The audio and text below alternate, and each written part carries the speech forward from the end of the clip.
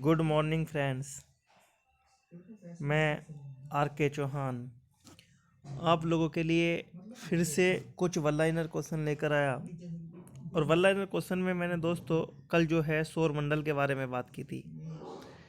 यानी सौर मंडल के हमने कुछ क्वेश्चनों की चर्चा की थी। दोस्तों ये जो यूट्यूब चैनल है, ये यूट्यूब चैनल जो है मैंने केवल इसलिए ही बनाया है कि जो बच्चे हैं वो अपना आसानी से पढ़ सकते हैं या फ्री में जो है वो आपका प्रैक्टिस कर सकते हैं। दोस्तों मैं कहता हूँ कि अगर मैं 30 क्वेश्चन डालता हूँ तो मैं कहता हूँ कि मेरे 50 क्वेश्चन जो है उसमें बन जाते हैं। और वन लाइनर करके जो है मैं आपको बहुत चीज़ें जो है आपको देता रहता हूँ।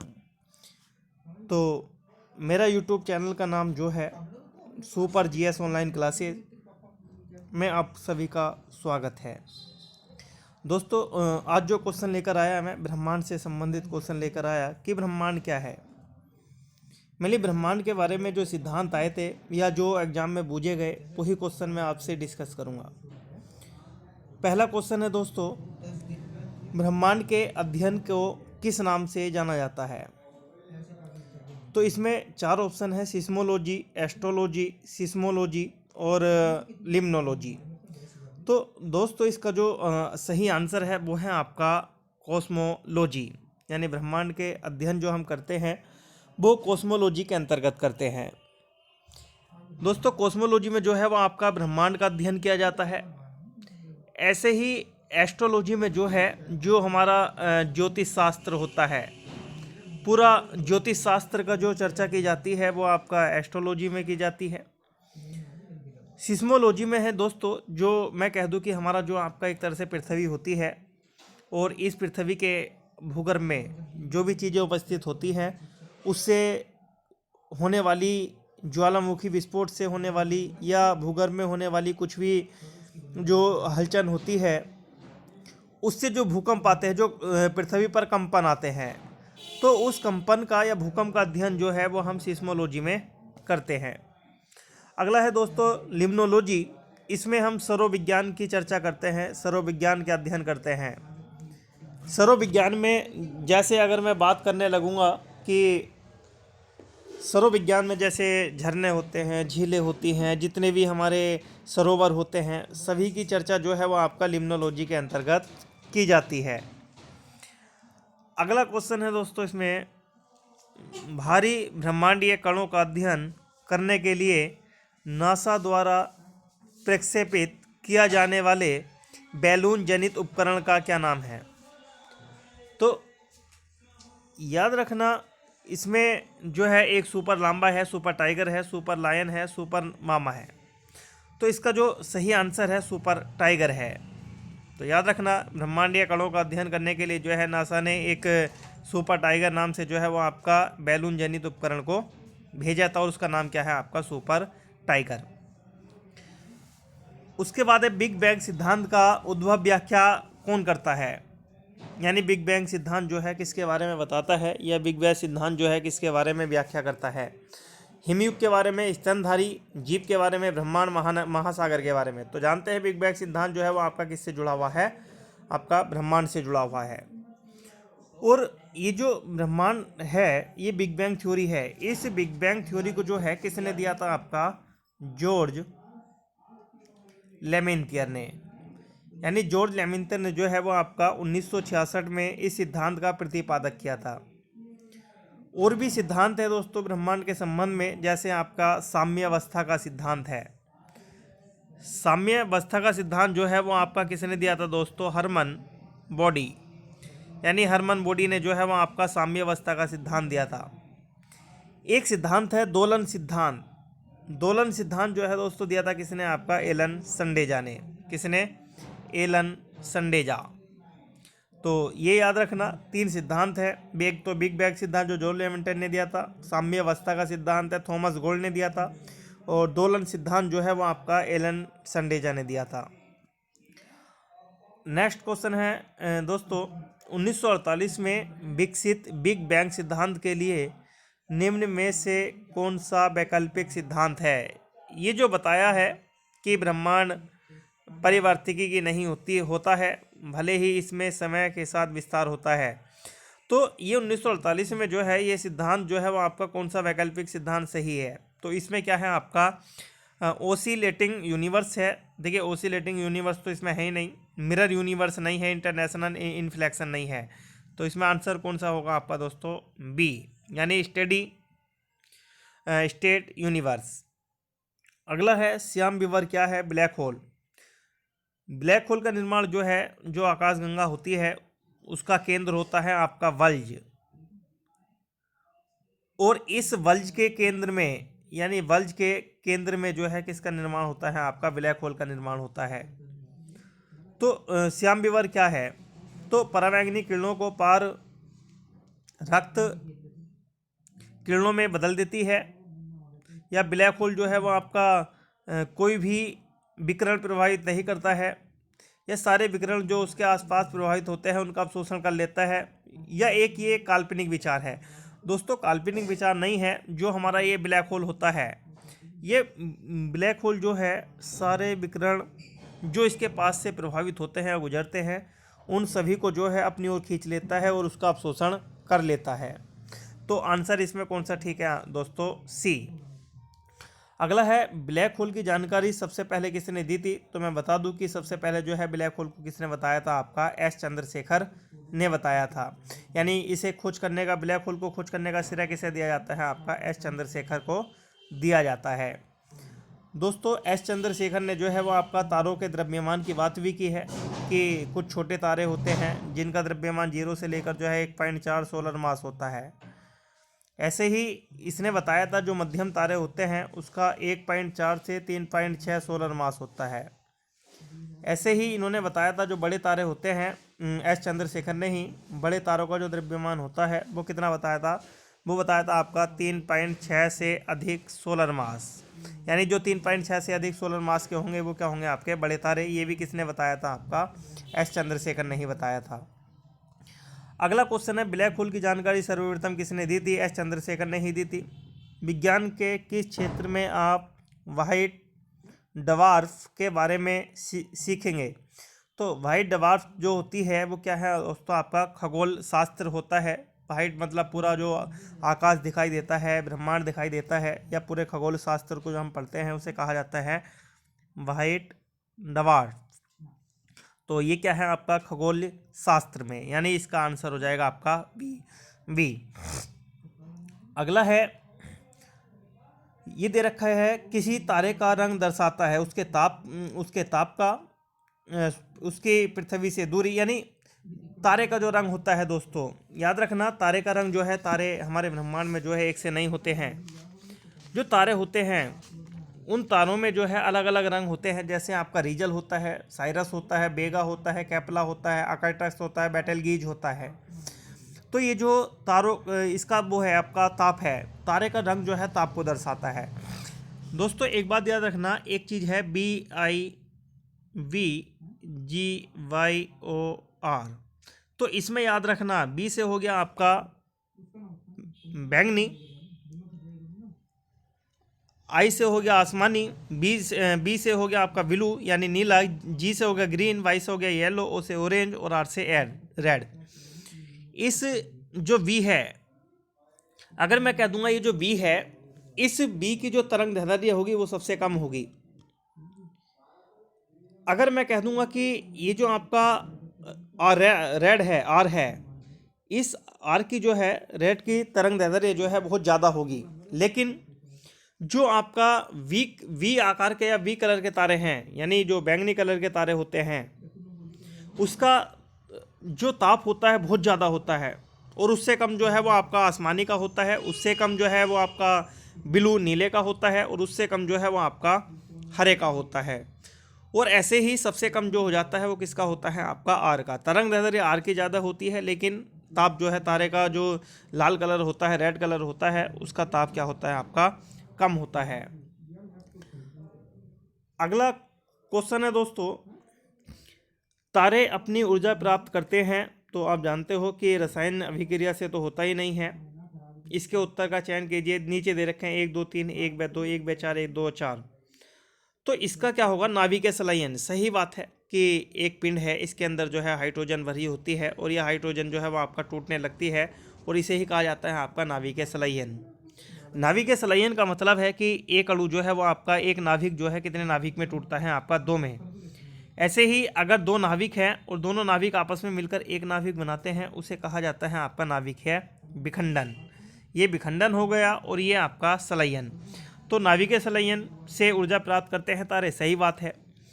गुरुत्वीय संकुचन से, गुरुत्वीय संकुचन का मतलब है दोस्तों कि जो एक तरह से मैं कह दूंगा, जो इस पिंड के नीचे, यानी ये जो आपका पिंड है, ये इस पिंड में 2 बल काम करते हैं। एक तो आपका ये नीचे को लगने वाला, इसे कहा जाता है आपका गुरुत्वाकर्षण बल। एक होता है संलयन बल जो ऊपर की ओर लगता है। तो ये जो आपका नीचे की ओर बल लगता है, इसे कहा जाता है आपका गुरुत्वीय संकुचन से। सही बात है। रासायनिक अभिक्रिया तो होती ही नहीं है। नाभिकीय विखंडन से, नाभिकीय विखंडन भी आपका इसमें नहीं होता है, बल्कि इसमें क्या होता है, नाभिकीय संलयन होता है। तो इसमें क्या आंसर सही है आपका दोस्तों, 1 और 2, यानी नाभिकीय संलयन और गुरुत्वीय संकुचन से। अगला है, तारे पूर्व से पश्चिम में किस कारण ज़्यादा दिखते हैं? पूरे ब्रह्मांड पूर्व से पश्चिम को घूम रहा है, या पृथ्वी सूर्य की परिक्रमा कर रही है? दोस्तों, पृथ्वी सूर्य की परिक्रमा कर रही है, सही बात है। लेकिन इस कारण से जो है वो आपका तारे पूर्व से पश्चिम की दिशा में नहीं दिखाई देते हैं। पृथ्वी पूर्व से पश्चिम को घूम रही है या पृथ्वी पश्चिम से पूर्व को घूम रही है? दोस्तों, पृथ्वी जो है वो आपका पूर्व से पश्चिम को नहीं घूम रही है, हल्की पश्चिम से पूर्व को घूमती है। यही रीजन है कि सभी ग्रह जो है वो हमारे, यानी जो हमारे 8 के 8 ग्रह हैं, ये सब कैसे करते हैं, आपका पश्चिम से पूर्व को घूमते हैं। लेकिन 2 ग्रह ऐसे हैं, एक तो आपका शुक्र और एक दोस्तों आपका अरुण। ये कैसे करते हैं, आपका ये विपरीत दिशा में क्या करते हैं, अपना चक्कर लगाते हैं। तो इसका आंसर हो जाएगा दोस्तों डी। अगला है, सुपरनोवा क्या है? मैंने कहा था कि विस्फोट होता है जब तारा मरता है, तो विस्फोट होता है, चाहे छोटा तारा मरे या बड़ा तारा। तो उसमें 2 विस्फोट होते हैं। एक तो छोटा विस्फोट, छोटे विस्फोट को कहा जाता है आपका नोवा, और बड़े विस्फोट को कहा जाता है आपका सुपरनोवा। तो इसका हो जाएगा दोस्तों सी, यानी विस्फोट ही तारा एक मृत प्राय तारा, यानी जब मरता है। ठीक है। अगला क्वेश्चन है दोस्तों, पल्सर होते हैं पृथ्वी की ओर जा रहे या पृथ्वी से दूर जा रहे तारे तेजी से? देखिए, पल्सर जो है पृथ्वी की ओर जाने वाले तारे नहीं होते हैं, पृथ्वी से दूर ऐसा भी नहीं है। जो हमारे ब्रह्मांड के अंदर तेजी से घूमते हैं, तेजी से तारे घूम रहे हैं, तो उन तेजी से घूमने वाले तारों को कहा जाता है आपका पल्सर तारा या न्यूट्रॉन तारा। तो ऐसे में तेजी से घूमने वाले तारों को क्या कहा जाता है, आपका पल्सर तारा कहा जाता है। अगला है दोस्तों, तारों के मध्य दूरी ज्ञात करने की इकाई क्या है? यानी तारों के मध्य का मतलब तारों के जो बीच की इकाई को मापा जाता है, वो किस में मापा जाता है? प्रकाश वर्ष में। और एक प्रकाश वर्ष होता है आपका 9.46 गुणा 10⁻12 किलोमीटर। यानी एक प्रकाश वर्ष जो है वो आपका क्या है, आपका 9.46 गुणा 10⁻12 प्रति किलोमीटर। याद रखना, ऐसे ही ये जो है वो आपका किसका, वो है आपका दूरी मापने की है। एक होता है आपका पारसेक। दोस्तों, पारसेक भी क्या होता है आपका, पारसेक, पारसेक भी जो है खगोलीय दूरी को मापने का ही इकाई होती है, जैसे आपका प्रकाश वर्ष होता है। तो एक पारसेक बराबर जो है वो आपका कितना होता है, 3.26 प्रकाश वर्ष।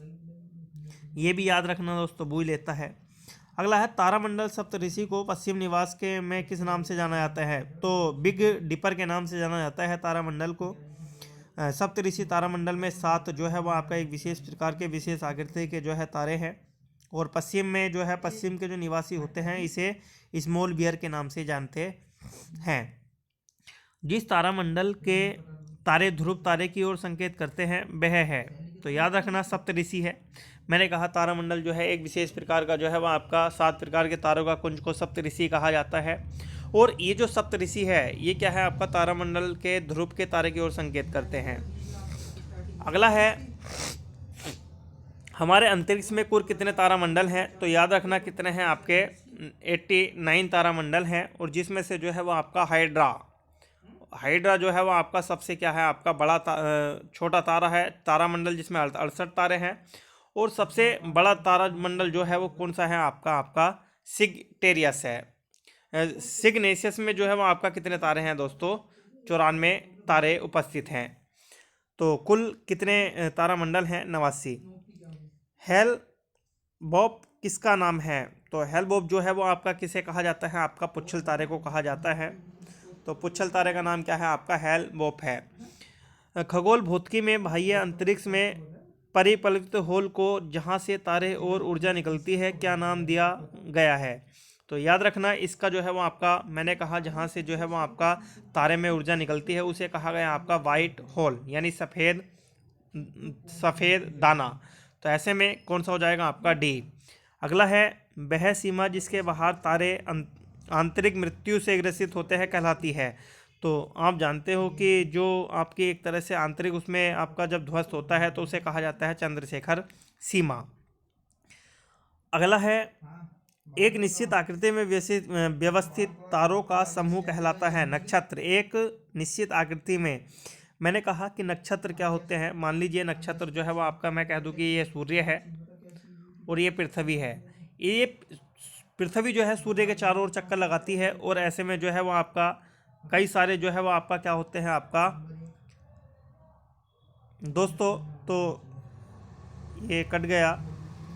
तो याद रखना नक्षत्र, आकाशगंगा, एंड्रोमेडा, सौरमंडल। सौरमंडल आप जानते हो तारे व ग्रहों का तंत्र होता है। एंड्रोमेडा जो हमारी मंदाकिनी है, हमारी आकाशगंगा है, उसके सबसे पास की जो है आकाशगंगा है। आकाशगंगा को आप जानते हो अनेक तारे ग्रह सौरमंडल जो है इसी में अवस्थित होते हैं, जिसमें 3 भुजाएं होती है। तो एक निश्चित आकृति में विकसित तारों का समूह क्या कहलाता है दोस्तों, नक्षत्र कहलाता है। ठीक है, तो नक्षत्र याद रखना। एक होता है राशि। राशि भी जो है वो आपका, मैं कह दूंगा कि राशि भी जो है क्या है आपका एक तरह से, जैसे मान के चलिए ये आपका पृथ्वी है और ये चंद्रमा, जब ये आपका चक्कर लगाते हैं तो ऐसे में ये क्या है आपका इस तरह से तारे का कुछ आपका समूह होता है। तो ऐसे में जब ये आपका यहाँ से यहाँ तक चलेगा तो एक नक्षत्र पे पहुँचेगा, जब ये दूसरा यहाँ पर आएगा इस बिंदु पर तो दूसरे नक्षत्र में, तीसरे पे आएगा, ऐसी करके जो है वो आपका कितने नक्षत्र को पार करता है आपका 27। तो नक्षत्रों की संख्या जो है कितनी होती है दोस्तों, 27 होती है। याद रखना पौराणिक ग्रंथों में, यानी पौराणिक ग्रंथों में नक्षत्र कितने बताए गए हैं आपके, 28 बताए गए हैं। और 27 और 28 के बीच की कड़ी कौन सी है आपका, अभिजीत नक्षत्र। ठीक है, तो कौन सा है 28वां, अभिजीत नक्षत्र, ये भी याद रखना। अगला है, अगला क्वेश्चन है घटकों के बीच गुरुत्वाकर्षण द्वारा भारी मात्रा में एक साथ एकत्रित हुए तारे, धूल और गैसों को क्या कहा जाता है। तो याद रखना आकाशगंगा कहा जाता है। मैंने पहले ही बताया कि आकाशगंगा जो है इसके अंदर क्या है आपका सौरमंडल होता है, तारे होते हैं, ग्रह होते हैं, यानी पूरी ही जो है वो आपका धूलीय कण, गैसीय कण सब किसके अंदर विद्वान होते हैं, इसी आकाशगंगा के अंदर विद्वान होते हैं, ये याद रखना। तो कौन सा आंसर हो गया इसका, मंदाकिनी या आकाशगंगा। हमारी आकाशगंगा की आकृति कैसी है, देखिए वृत्ताकार जो है, वृत्ताकार आकाशगंगा भी होती है, दीर्घ वृत्ताकार भी होती है, उपयुक्त में से कोई नहीं स्पाइरल। देखिए हमारी जो मंदाकिनी है, हमारी मंदाकिनी जो है वो आपका कैसी है, आपका स्पाइरल कोट की है, यानी एक तरह से मैं कह दूंगा आपका इस तरह से है, ये इस तरह से जो है वो हमारी क्या दिखती है आपका आकाशगंगा दिखती है, जो आपका स्प्रिंग के आकार की होती है। अगला है, तो इसका स्पाइरल हो जाएगा दोस्तों और इसका जो है वो आपका मंदाकिनी हो जाएगा। अगला है आकाशगंगा वर्गीकृत की गई है विद्युत गैलेक्सी के रूप में, सर्पिलाकार। देखिए मैंने पहले ही कहा कि हमारी जो आकाशगंगा है वो कैसी है आपका एक तरह से विद्युत गैलेक्सी नहीं है, वो एक स्प्रिंग के आकार की है। तो कैसी है आपका सर्पाकार गैलेक्सी के रूप में। अगला है आकाशगंगा मंदाकिनी सबसे पहले देखी थी। आकाशगंगा मंदाकिनी को जो है सबसे पहले किसने देखा, आपका गैलीलियो ने 1600 एडी में देखा था। और गैलीलियो ने जो है वो आपका बताया था कि हमारी आकाशगंगा में 3 भुजाएं होती हैं और पृथ्वी से जिस भाग को हम देखते हैं आकाशगंगा के मंदाकिनी के, उसे क्या कहा जाता है दोस्तों, दुग्ध मेखला कहा जाता है। उस आकाशगंगा का नाम बताइए जिसमें पृथ्वी एक ग्रह है। तो आप जानते हो वो कौन सी है, आपका दुग्ध मेखला है। एंड्रोमेडा पास की आकाशगंगा होगी जो दुग्ध मेखला के पास की आकाशगंगा है। इसके आकाशगंगा के केंद्र को जो है वो आपका क्या कहा जाता है, आपका वल्ज कहा जाता है, ध्यान रखना। अगला है हमारी आकाशगंगा के केंद्र की परिक्रमा करने में सूर्य समय लगता है कितना? आपका 25 करोड़ वर्ष। कितना लगता है आपका? 25 करोड़ वर्ष जो है वो हमारी आकाशगंगा के केंद्र की परिक्रमा करने में सूर्य समय लेता है, ध्यान रखना। उसके बाद दोस्तों लास्ट क्वेश्चन जो है वो है 11 बिलियन वर्षों पूर्व अस्तित्व में होने वाली 1682 बी 11 नामक आकाशगंगा का आकार क्या होगा? तो दोस्तों ये जो आकाशगंगा का जो आकार होगा वो याद रखना, कुंडली जो होती है कुंडलीकार होता है। तो कुंडलीकार आकाशगंगा जो है बन जाएगी कब? आपका कभी आगे को जाकर जो है 11 बिलियन वर्ष जब पूरे अस्तित्व में आ जाएंगे, होने वाले होंगे, तो ऐसे में कुंडलीकार आकाशगंगा। ठीक है, 11 बिलियन वर्षों के पूर्व अस्तित्व में होने वाले प्राचीन कुंडलित आकाशगंगा का नाम क्या होगा? तो दोस्तों ये जो आपका वैज्ञानिकों ने थोड़ा सा सुझाया है तो वो रखा है आपका A1689 B11, क्योंकि ये B11 आपका यहाँ भी देखा था, तो ऐसे में इसमें तो B11 है नहीं, तो ऐसे में कौन सा आंसर हो जाएगा? आपका डी हो जाएगा। दोस्तों ये क्वेश्चन जो है बहुत ही इम्पोर्टेंट है, कई बार क्वेश्चन जो है वो आपका आए हुए हैं, तो इनको जो है वो आपका देख लेना दोस्तों। तो मैं कहूँगा दोस्तों कि ये क्वेश्चन जो है वो आपका, ये 28 क्वेश्चन नहीं है, 28 में से मैं कहूँगा कम से कम आपका 50 क्वेश्चन इसमें से बन जाते हैं। जुड़े रहिए दोस्तों, बस आपका अगर प्यार मिलता रहा तो मैं इसी तरह से जो है और भी वीडियो डालता रहूँगा। आपका राहुल चौहान।